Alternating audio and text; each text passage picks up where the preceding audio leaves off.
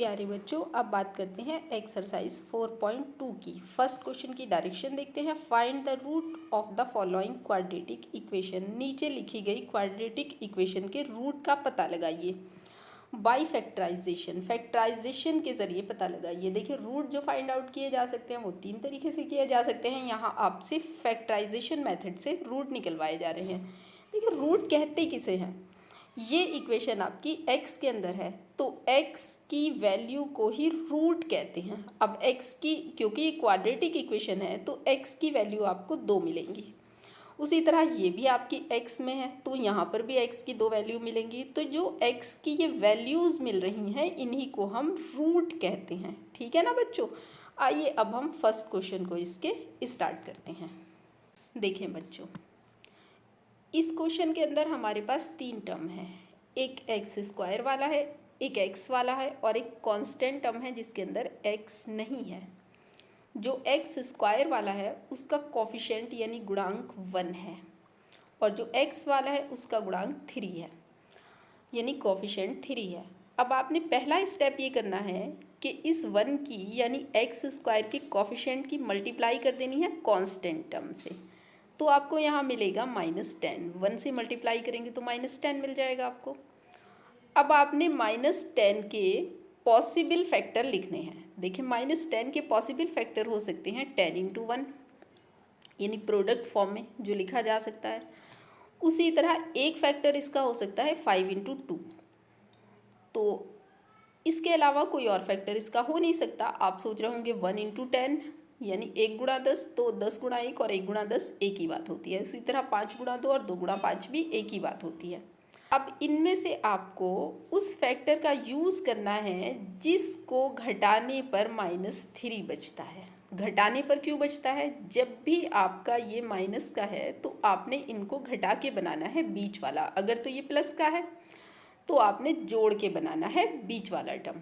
पहली बात आपको ये बिल्कुल अपनी जहन में रखनी है कि अगर तो ये टर्म आपका, ये जो प्रोडक्ट है ये अगर तो माइनस का आ रहा है तो आपने इनको घटा के बीच वाला लेके आना है। अब अलजेब्रा में घटाने का मतलब होता है एक प्लस का और एक माइनस का, और अगर ये 10 आपका प्लस का है फिर आपने इन दोनों को जोड़ के लेके आना है बीच वाला।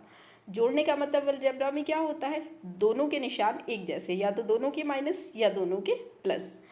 अब आप यहाँ पर सोच लीजिए कि 10 में से अगर 1 जाएगा तब तो 9 बचेगा, 3 तो नहीं बच रहा ना। इसलिए हम जाहिर बात है 5 और 2 को फाइंड आउट करते हैं। तो पहले हम उसको बॉक्स में कर लेते हैं जो टुकड़ा हमारे काम का है, यानी 5 और 2 हमारे काम का है, इसलिए हमने 5 और 2 को बॉक्स के अंदर कर लिया है। अब हम निशान सेट करते हैं। देखिए, घटाने का मतलब एक प्लस होना चाहिए और एक माइनस होना चाहिए। अब आप ये देखिए कि 3 क्या का है? माइनस का है, तो बड़े वाले के साथ माइनस लगा दीजिए और जो छोटा वाला बचा है उसके साथ प्लस लगा लीजिए। अगर यही 3 प्लस का होता तो बड़े वाले के साथ प्लस लगा लीजिए और जो बचा है छोटा वाला उसके साथ माइनस लगा लेते हैं। ठीक है ना? अगर आपको निशान सेट करने आ गए हैं तो आगे हम इसको सॉल्व करते हैं। देखें, एक्स स्क्वायर वाले टर्म को आपने सेम लिखना है, इसमें कोई चेंज नहीं करनी है।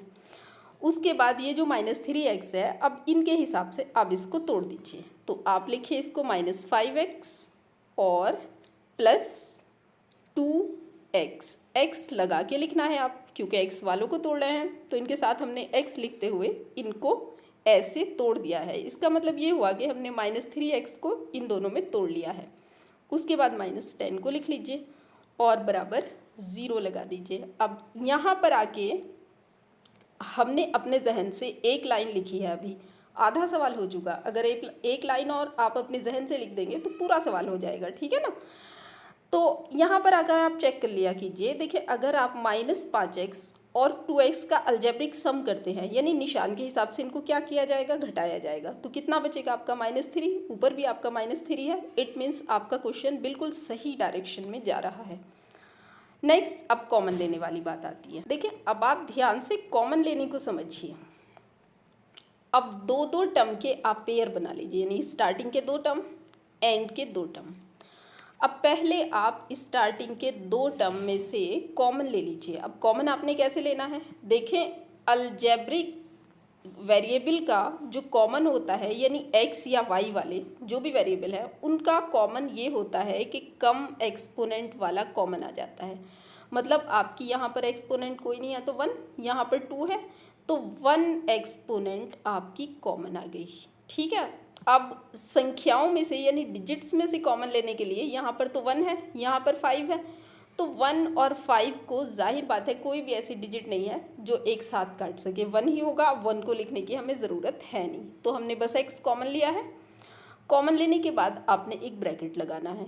अब आपने क्या करना है, इस x से यानी कॉमन वाले x से बारी बारी से इन दोनों को डिवाइड करते हुए यहाँ आपने लिखना है। तो सबसे पहले आप इस x से इस x स्क्वायर को डिवाइड कीजिए। देखिए ऐसे x स्क्वायर अपॉन x, तो आपने पढ़ा होगा कि डिवाइडेशन में एक्सपोनेंट घटा के लिखी जाती हैं, यानी 2 में से 1 एक्सपोनेंट गया तो आपका कितना बचेगा, 1 एक्सपोनेंट। तो इस x स्क्वायर की जगह आपको मिलता है x। उसके बाद आप इस निशान को एज इट इज़ लगा दीजिए। अब उसके बाद इसी तरह से आप 5x को यहाँ पे लिखिए और उसे भी डिवाइड कीजिए कॉमन वाले x से। तो ये कॉमन वाला x आपने लिखा, अब इसको डिवाइड कर दीजिए तो आपका क्या बचेगा, 5 बचेगा। तो आप यहाँ पर 5 को लिख लीजिए। ये आपने स्टार्टिंग के 2 टर्म में से कॉमन ले लिया है, इसलिए हमने ब्रैकेट बंद कर दिया है। एंड के जो 2 टर्म हैं उनमें से कुछ और कॉमन आएगा। देखिए सबसे पहले जो निशान ये है प्लस है तो आप प्लस को कॉमन ले लीजिए, और अगर ये माइनस हो तो आप माइनस को कॉमन ले लीजिए। उसके बाद आप ये कीजिए कि देखिए x तो दोनों में है नहीं, जाहिर बात है x तो कॉमन आ नहीं सकता। अब 2 और 10 में से वो नंबर कॉमन आ जाएगा जो दोनों को डिवाइड करता हो। तो 2 और 10 में ऐसा नंबर 2 है जो इन दोनों को डिवाइड कर देगा, यानी HCF। इसी को हम HCF भी कहते हैं। तो हमने 2 को कॉमन लिया, ब्रैकेट स्टार्ट किया। अब उसी तरह से जैसे हमने आपको यहाँ बताया है डिवाइड करना, तो अब आप 2x को 2 से डिवाइड कीजिए। तो 2x अपॉन 2, और ये 2 से 2 कटा, क्या रह गया आपका, x रह गया। तो इस 2x की जगह आपका आ जाता है x। उसके बाद आप ये निशान ऐसे ही उतार लीजिए। अगर तो ये निशान माइनस था तो आपने इसको बदल के उतारना है, फिलहाल ये निशान आपका प्लस है तो आपने इस निशान को सेम उतारना है। उसके बाद आपने 10 को भी 2 से डिवाइड कर देना है, यानी 10/2 तो आप सभी को पता होगा वो 5 आ जाता है। 2 5 10। ब्रैकेट को बंद कर दीजिए, इज इक्वल के बाद आप 0 लगा लीजिए। इस लाइन को लिखने के बाद आपको पता चल जाता है आपका सही डायरेक्शन में सवाल जा रहा है या नहीं जा रहा है। कैसे, ब्रैकेट के अंदर देख लीजिए, आपके अगर सेम चीज़ आ गई है इट मीन्स आपका सवाल सही डायरेक्शन में जा रहा है। अब बस आखिरी लाइन लिखते हैं इसकी, यानी फैक्टराइजेशन की आखिरी लाइन। तो देखिए जो आपका ब्रैकेट के अंदर आया है वो सेम चीज़ आई है, और जाहिर बात है सेम चीज़ अगर नहीं आएगी तो इसका मतलब आपका सवाल ऊपर कहीं गलत हो गया है। तो उस सेम चीज़ को आप एक बार फिर से कॉमन उठा लीजिए।